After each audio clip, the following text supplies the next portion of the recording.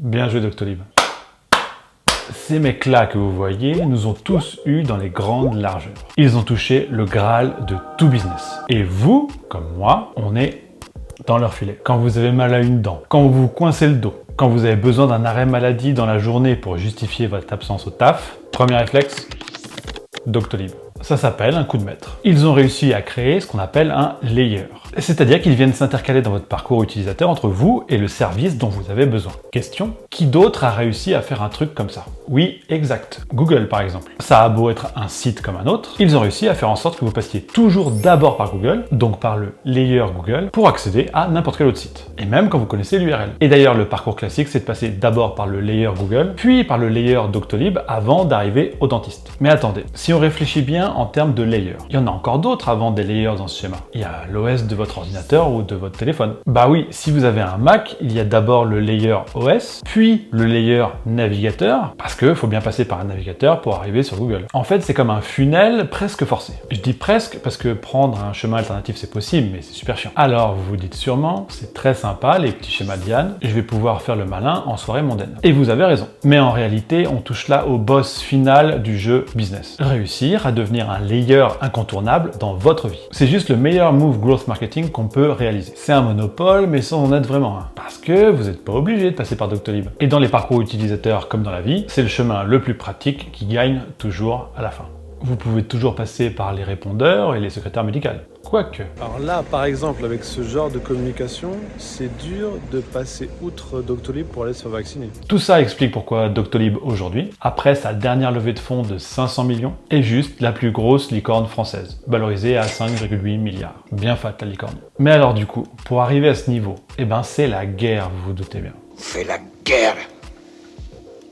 Voilà, c'est comme fait. Par exemple, est-ce que vous saviez que Google paye 15 milliards de dollars par an pour rester la page d'accueil par défaut dans le navigateur Safari, le navigateur qui vient avec n'importe quel appareil Apple. Voilà combien ça vaut ce genre de choses. Pourquoi ? Eh bien pour maintenir sa place de layer dans l'expérience utilisateur. Pour Doctolib, c'est encore mieux. Devenir l'intermédiaire médical incontournable, d'un point de vue purement mécanique aux Jeux Olympiques du business, c'est médaille d'or, il n'y a pas mieux. Les soins médicaux, c'est au sens propre un type de business painkiller, c'est-à-dire un besoin qui répond à une pénibilité. Tu m'étonnes, c'est même une question de survie en fait. Les painkillers, c'est donc les business les plus simples à développer, parce que les gens sont en recherche. Mais en général, il y a toujours plein de concurrence. Donc là, avec Doctolib, on est au max. Parce que si je veux changer de navigateur sur mon Mac, bah c'est pénible, mais c'est possible. Passer par autre chose que Doctolib aujourd'hui, ça se complique. Surtout quand le gouvernement rend la vaccination aussi incontournable et place lui-même Doctolib dans le funnel. Il y a eu 926 000 Français qui ont pris rendez-vous de vaccination hier soir sur Doctolib. Et ça, bah, c'est juste incroyable, on va en reparler évidemment. Mais alors comment ils ont réussi à faire ça ? Comment Doctolib, en se lançant en 2013, a réussi à maîtriser le jeu de la sorte? Il a fallu la gagner cette guerre, parce qu'ils n'étaient pas tout seuls évidemment. Une guerre d'usure, de stratégie, qui se gagne à coup de ce qu'on appelle des unfair advantages, c'est-à-dire des avantages concurrentiels injustes. On peut en avoir au départ, on peut choisir d'en avoir aussi, et on peut s'en créer surtout. Il faut absolument que je vous explique tout ça. Je vous préviens, Doctolib, ils ont utilisé les meilleures stratégies growth marketing pour conquérir le marché, pour sécuriser leur position, pour s'étendre et croquer la concurrence. C'est masterclass sur masterclass, et il y a plein de choses à retenir pour votre activité. C'est parti. Pour partir à la guerre, il faut des armes. Il y a les armes dont on dispose déjà, les armes qu'on peut se procurer, le champ de bataille qu'on peut choisir, et la logistique de support et de réarmement qu'on peut déjà envisager et mettre en action. Toutes ces considérations sont primordiales et bien souvent négligées par les entrepreneurs rookies. Moi-même, dans mes premières expériences de start-up, je négligeais complètement tout ça et je partais la fleur au fusil. C'est le moment où on regarde ce qu'on a sous la main, les unfair advantages dont on dispose, ce qu'on peut choisir, c'est-à-dire les caractéristiques de business qu'on peut monter, en essayant de dérisquer un maximum. L'histoire commence très simplement en 2013 avec Stanislas Niox-Chateau, qui est le CEO de Doctolib et l'élément central de l'histoire. Pour les autres cofondateurs, c'est un peu le bordel. Des fois ils sont 3, des fois ils sont 4, mais le quatrième des fois c'est pas le même, ça varie selon les parutions presse. Donc les gars, revoyez votre storytelling parce que là c'est n'importe quoi. Ce qui est sûr, c'est que dans l'équipe de départ plane l'ombre de La Fourchette. Et c'est la première arme, la track record. La Fourchette, c'est ce site de réservation de restaurants en ligne qui a été racheté depuis par TripAdvisor et s'appelle désormais The Fork. Alors La Fourchette, c'est un très gros succès français. Et au board de cette boîte, on retrouvait Stanislas Niox-Château. L'ancien directeur marketing de La Fourchette, c'est Thomas Landais, qui sera aussi cofondateur de Doctolib. Cette équipe, a priori, sait donc très bien comment fonctionne ce type de business, qui permettent à des particuliers de réserver des professionnels indépendants. Et ça se joue beaucoup sur la force commerciale. En théorie, donc, dupliquer le modèle La Fourchette, mais sur une autre verticale de professionnels, ça semble être la chose à faire. Ils n'auront pas de mal d'ailleurs à être suivis par des investisseurs, car cette connaissance de business similaire va les rassurer. Et c'est ce qui se passe dès 2014, car pour le premier million qu'ils lèvent, on retrouve dans les investisseurs, entre autres pointures, Bertrand Gellensperger, cofondateur de La Fourchette, qui visiblement croit bien au projet.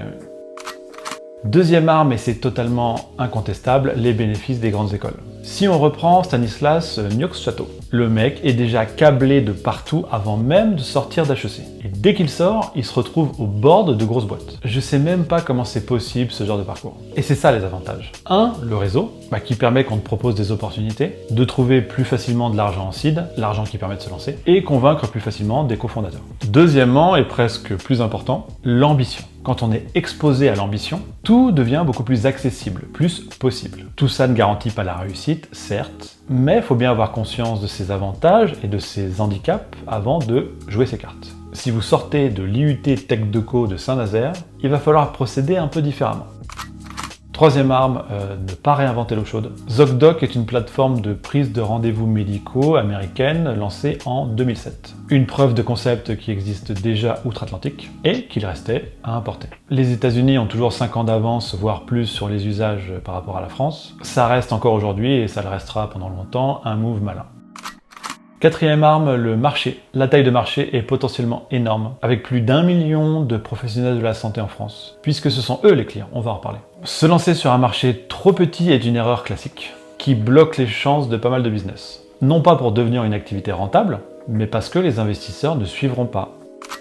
Cinquième arme, le business model. Quand on parle de dérisquer, le meilleur des business models existants, c'est l'abonnement. Pourquoi ? Parce qu'une fois que vous avez acquis un client, les revenus sont en théorie récurrents. C'est pas du one shot quoi. Prenons notre modèle growth marketing préféré pour analyser ça. Le framework ARR, qui veut dire acquisition, activation, rétention, referral et revenus. Acquisition, les clients découvrent le produit. Activation, ils comprennent la valeur ajoutée du produit pour eux. Rétention, ils restent. Referral, leur action volontaire ou non, permet de toucher d'autres personnes qui deviendront clientes ou utilisatrices à leur tour. Enfin, revenu, c'est l'argent qui rentre. Tout ça n'est pas forcément chronologique, je précise. Pour Doctolib, le client, c'est le médecin. Et il paye un abonnement mensuel automatique. Voilà, c'est réglé. S'il s'en va, on va dire qu'il churn, mais le taux de churn de ce genre de business model, en général, est très largement inférieur à n'importe quel autre type de business. Sous réserve que le produit soit pas complètement nul, évidemment. Donc les efforts pour travailler sur le levier growth de la rétention sont moindres. Bien mieux qu'un La Fourchette par exemple, qui lui prenait une commission sur la réservation.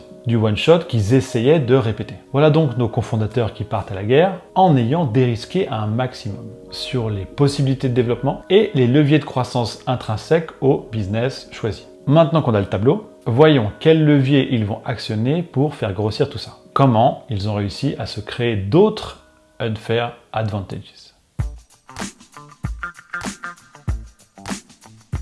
La growth optimisation, ça commence par analyser son modèle ARR et identifier les leviers de croissance potentiels, là où on pourrait améliorer des trucs. Et on va commencer par l'acquisition. Acquisition de clients qui payent, donc les professionnels de santé. Il y a donc d'abord eu une force commerciale, comme pour La Fourchette, donc démarchage customisé, avec une personne qui vient aider à la prise en main du logiciel, une formation sur place et un suivi, un développement d'un service qu'on appelle Customer Success, pour s'assurer que le médecin ou le secrétariat comprennent bien la valeur du service pour eux. Activation.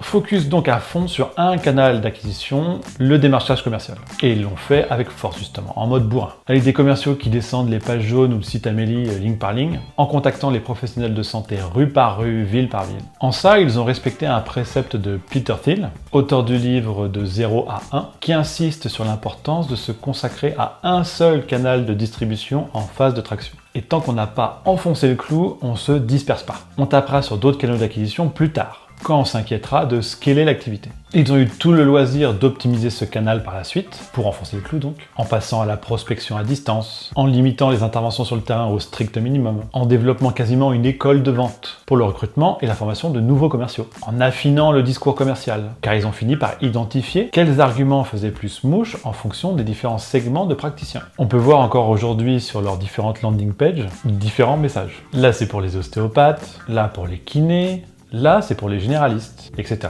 On peut voir par exemple que pour un kiné ou un généraliste, l'argument qui sera mis en premier, ce sera le temps de secrétariat économisé. Alors que pour un ostéo ou un psychologue, ce qui est mis en avant, c'est d'abord l'augmentation des revenus. Il se distingue deux argumentaires différents principaux, correspondant à deux typologies de clients identifiés. Un, les médecins en place, qui voient un moyen de gérer leur rendez-vous plus facilement, de façon centralisée, sans avoir d'assistant hôtel, ce qui fait d'abord une économie substantielle en salaire, mais aussi un moyen de diminuer l'absentéisme des patients, ce qu'ils appellent le no-show, grâce à un système de rappel automatique par SMS et par email de la plateforme. Sûrement un bon moyen d'arriver rapidement à l'activation des médecins. Deuxième segment, les médecins moins bien installés qui viennent de sortir de l'école, et les paramédicaux, qui y voient eux un moyen de trouver des nouveaux patients, grâce à la visibilité que Doctolib peut leur apporter. On va en reparler. Aussi, le fait de proposer un seul et unique tarif a simplifié l'intelligibilité du message et le démarchage, tous ces efforts évoqués d'optimisation de ce canal d'acquisition finissant par réduire le coût d'acquisition, donc d'avoir une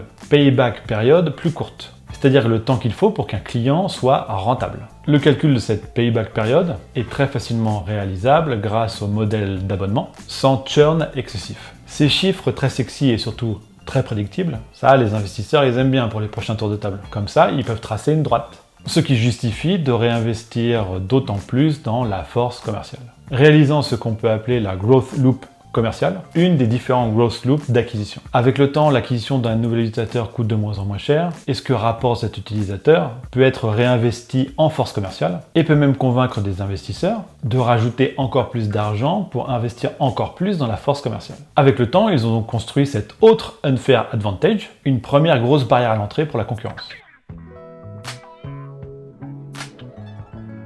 Mais Doctolib entre quand même aussi dans une catégorie business qu'on va appeler Marketplace. J'ai analysé cette catégorie en détail dans ma vidéo sur Miro, le lien est en description. La Marketplace, clairement, c'est un désavantage au départ. Je le sais très bien, j'en ai fait une. C'est plus compliqué parce qu'en réalité, on fait deux business en même temps, qui en plus s'alimentent l'un l'autre. Donc vous pouvez pas en réussir qu'un seul. Uber, c'est un service pour se faire transporter, mais c'est aussi un service pour gagner de l'argent quand on est chauffeur. Deux business. Doctolib vend une solution de gestion de clients et de rendez-vous aux médecins d'un côté, business B2B, et de l'autre un service pour prendre ses rendez-vous plus facilement, business B2C. Et les deux sont étroitement liés, car s'il n'y a pas de médecin, le visiteur il dit que c'est nul, et si les patients vont pas sur le site, les médecins ils disent que c'est nul. Le problème d'une marketplace plus que d'autres types de business, c'est la densité critique. Je vous explique le concept. Pour jouer au tennis, vous devez être deux minimum, sinon l'expérience est nulle. Pour reprendre l'exemple de Uber, il doit y avoir X drivers sur une zone géographique donnée. Sinon, les utilisateurs trouvent ça nul. Et inversement, il doit y avoir X demandes par zone et par heure. Sinon, le driver, il dit que c'est nul. Le même problème de densité critique croisée était censé se présenter pour Doctolib, mais ils ont trouvé le moyen de diminuer, voire annihiler, les effets indésirables de ce problème de marketplace. Et même de transformer ça en levier de croissance. Déjà, ils ont commencé par attaquer la première typologie de praticiens. Les médecins en place qui veulent juste un outil de gestion. Pourquoi ? Pour deux raisons. La première est que là, Doctolib devient finalement un business simple à densité critique de 1.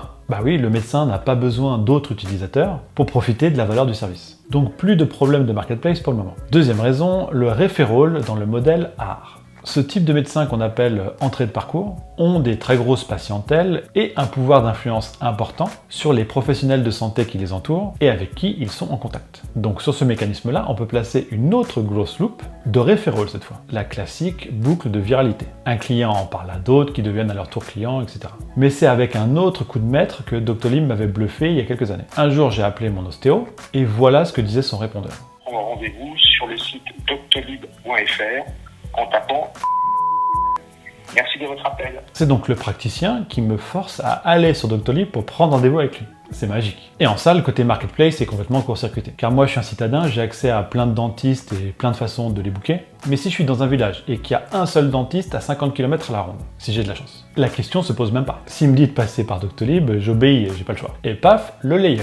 Cette pratique était bien sûr encouragée par les commerciaux de Doctolib, de même que les petits flyers, les petits présentoirs que vous avez tous vus dans les salles d'attente il y a quelques années, fournis gratuitement par Doctolib, pour aider les patients à faire le switch. Bah oui, parce que comme Doctolib prend pas du tout de commission, les praticiens ont aucun intérêt à détourner le truc, comme ça pouvait être le cas avec la fourchette par exemple. Cette astuce a permis en parallèle d'alimenter le site en visiteurs, donc acquisition dans le modèle art du Doctolib B2C, l'autre, celui côté patient, qui après avoir vécu une première expérience de réservation satisfaisante, activation, était bien sûr plus à même à réutiliser la plateforme pour des besoins ultérieurs. Et on va rester sur cette partie patient de la marketplace, car ça résout bien sûr une pénibilité évidente. Avant Doctolib, si on était malade, on essayait d'appeler son médecin généraliste. S'il n'était pas dispo, on pouvait quémander un rendez-vous en urgence entre deux personnes, sinon il fallait faire le tour de tous les médecins du quartier pour savoir qui avait de la dispo. D'où l'importance d'être le site sur lequel les gens font leur toute première réservation, pour rester en mémoire.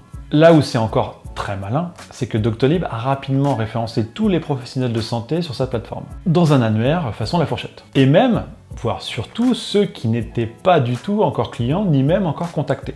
De telle sorte qu'un patient ayant déjà fait une réservation et souhaitant prendre rendez-vous avec un autre praticien pouvait le trouver sur Doctolib en le cherchant sur Google, et puis par la suite lui en parler. Je vous ai vu sur Doctolib, docteur, mais j'ai pas réussi à prendre rendez-vous. Docto quoi ? Une première étape d'awareness automatique, c'est-à-dire de sensibilisation, avant même le premier contact des commerciaux. Un des points de contact de Doctolib d'ailleurs à ce moment-là, c'était de proposer aux praticiens de prendre le contrôle de cette page qui parlait d'eux. Une fois qu'il a commencé à avoir suffisamment de praticiens sur une même ville, la densité critique de la marketplace était atteinte pour assurer son bon fonctionnement côté patient voulant prendre un rendez-vous. Mais aussi suffisant pour attaquer le deuxième segment des professionnels de santé, avec l'argument de pouvoir leur apporter plein de nouveaux patients. Regardez le trafic qu'on a, ça peut vous rapporter des nouveaux patients. Désormais, le canal d'acquisition numéro 1 côté patient, c'est le SEO, le référencement. Un trafic monstre généré par des gens qui tapent dans Google, soit le nom d'un médecin, comme on l'a vu, soit une spécialité associée à une localité, genre dentiste Marseille. Une page qui répertorie tous les dentistes de Marseille.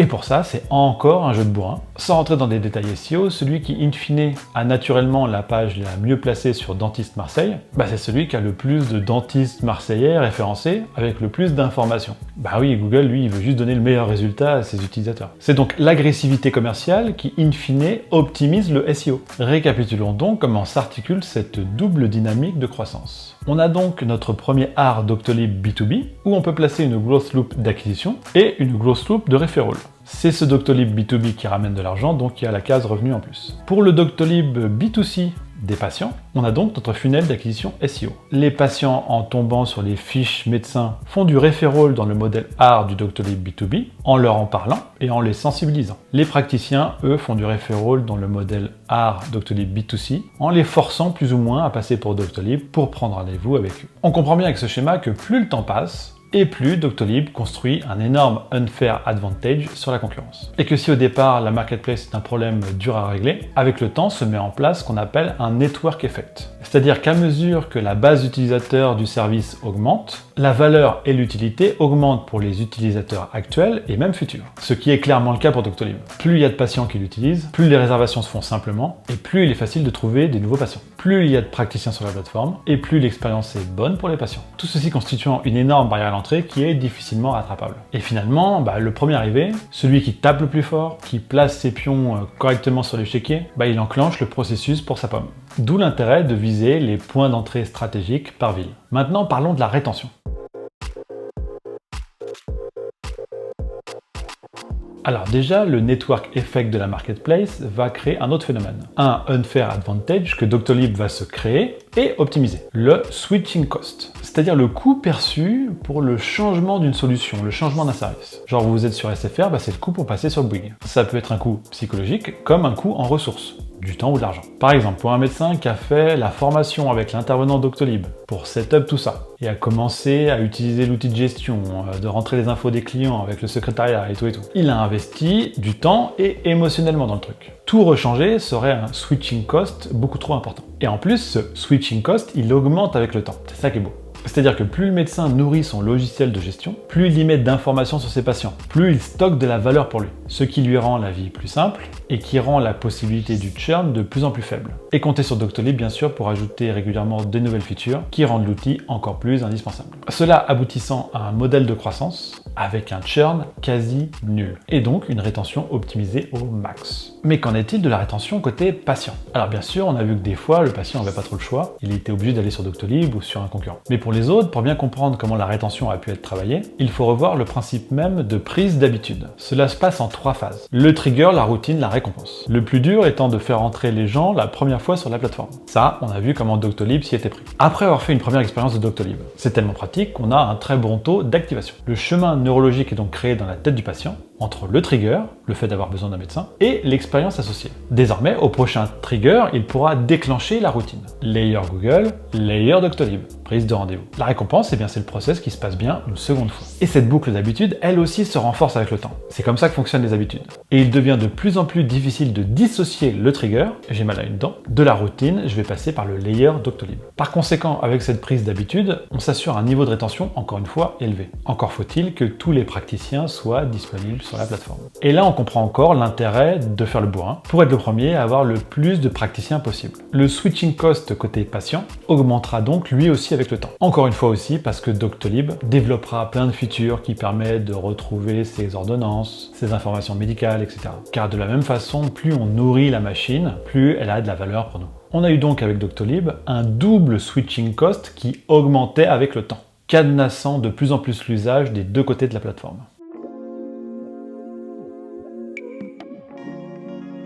Doctolib a eu plusieurs concurrents, mais un seul a été vraiment sérieux et lui a tenu tête. Mon Docteur. Les deux services et les deux façons de faire étaient assez similaires, donc pas mal de ce que j'ai dit est valable pour Mon Docteur, bien que de ce que j'ai pu comprendre, Doctolib était plus agenda B2C et Mon Docteur était plus logiciel de gestion pour médecins avec d'autres fonctionnalités. Mais de toute façon, ils ont fini par livrer les mêmes batailles pour choper les mêmes médecins dans les mêmes villes. Une sorte de risque géant avec une grosse carte et les zones à attaquer. Seulement voilà, les finances qui backaient Doctolib, elles étaient meilleures aussi. Un gros fonds d'investissement était derrière et eux, leur objectif c'était d'en faire une licorne. Et ils étaient prêts à cramer beaucoup d'argent, c'est des VC, c'est leur métier. Sans compter les autres investisseurs, grosses têtes de l'écosystème français, qui avaient ramené leur grain de sel et leur influence, du genre Kosciusko Morizet. Alors que Mon Docteur, eux, étaient financés par le groupe Lagardère. Et ça change tout parce qu'il s'agit d'un industriel, avec une approche un peu plus corporate, qui veulent pas attendre trop longtemps pour avoir une rentabilité. Prendre des risques et cramer des sous, c'est pas trop leur délire. Alors c'est très facile de juger a posteriori, surtout que quand Mon Docteur a levé des sous avec le groupe Lagardère, ils avaient avec eux le site Doctissimo.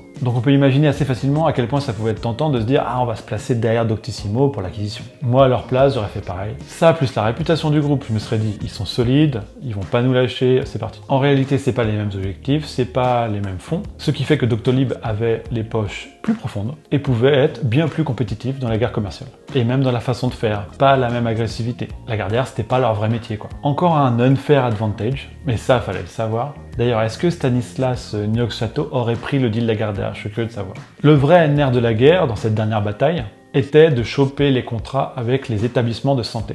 Et oui, les centres de santé, les hôpitaux, les cliniques, etc. Déjà, à part l'intérêt évident de forcer la réservation sur un pool de praticiens, faut savoir que les médecins, en général, ils ont une double pratique et une pratique libérale en dehors de l'établissement de santé. Donc si vous touchez un hôpital, vous pouvez vendre de l'agenda derrière à titre individuel. Donc si la priorité était les médecins généralistes bien implantés, cela a rapidement basculé vers les établissements de santé, parce que les retombées étaient encore plus importantes. C'était des points stratégiques sur la carte. La bataille finale s'est donc jouée sur un appel d'offres pour récupérer l'AP-HP, c'est-à-dire les 38 hôpitaux de Paris, remporté par Doctolib. Alors à ce niveau-là, je ne sais pas du tout comment on fait pour gagner ce genre d'appel d'offres. Je suppose qu'il doit y avoir à minima de la lutte d'influence, en plus de l'étude objective des dossiers. Ça fait partie du jeu. À ce moment-là, on peut dire que c'était plus ou moins gagné pour Doctolib, qui a fini par racheter Mon Docteur, Lagardère y voyant un moyen court terme de récupérer de l'argent. Ils étaient un peu en difficulté et ils ont vendu Doctissimo à TF1 aussi. Seuls loin devant, ils ont poursuivi leur extension à l'international, mais il restait encore pas mal d'irréductibles en France qui n'avaient pas encore utilisé ni Doctolib ni ce genre de service. Il fallait un dernier coup de pouce pour qu'ils réalisent cette première expérience, qu'ils réalisent l'intérêt du service pour eux et entrent dans la growth loop de rétention de l'habitude. Et pareil pour les derniers praticiens réfractaires d'ailleurs. Ce coup de pouce viendra du Covid de deux façons. D'abord quand il est apparu évident que la solution sanitaire pour les consultations était la visioconférence, et donc impliquait de passer par un SaaS comme Doctolib, ce qui a achevé de convaincre les derniers praticiens de l'intérêt de ce genre d'outil. Et même s'il y a eu et il y a encore des concurrents sur cette verticale visioconférence, je m'inquiète pas trop pour Doctolib. Le Covid a sérieusement aidé d'une deuxième façon,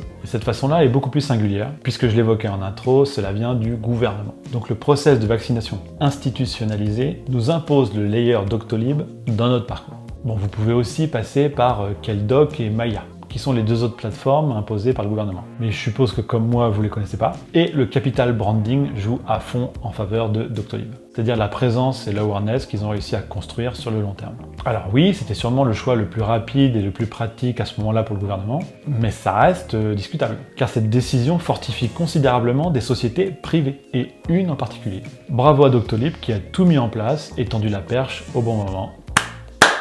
Doctolib a gagné. Winner takes all. C'est pas un vrai monopole, mais c'est mécaniquement difficile de venir challenger ça. Alors ça viendra sûrement à l'avenir sur certaines verticales, ou sur une feature bien précise, comme ça a pu être le cas avec la visioconférence. Mais bon courage à eux en tout cas. Moi en attendant, j'utilise Doctolib, ils m'ont eu. J'ai leur layer ancré dans ma routine à fond. Des cas comme Doctolib, il y en a peu, parce qu'en fait, c'est un peu des exemples d'anti-success story. C'est-à-dire que cette histoire, elle est hyper riche en enseignements. On apprend plein de trucs, plein de stratégies qu'on peut répliquer dans son business. On découvre des erreurs à ne pas faire. Mais en vrai, je déconseille fortement d'essayer de répliquer ça à la maison. La réussite de Doctolib, c'est jouer sur une multitude de paramètres, d'unfair advantages réels, existants ou qu'ils ont réussi à créer.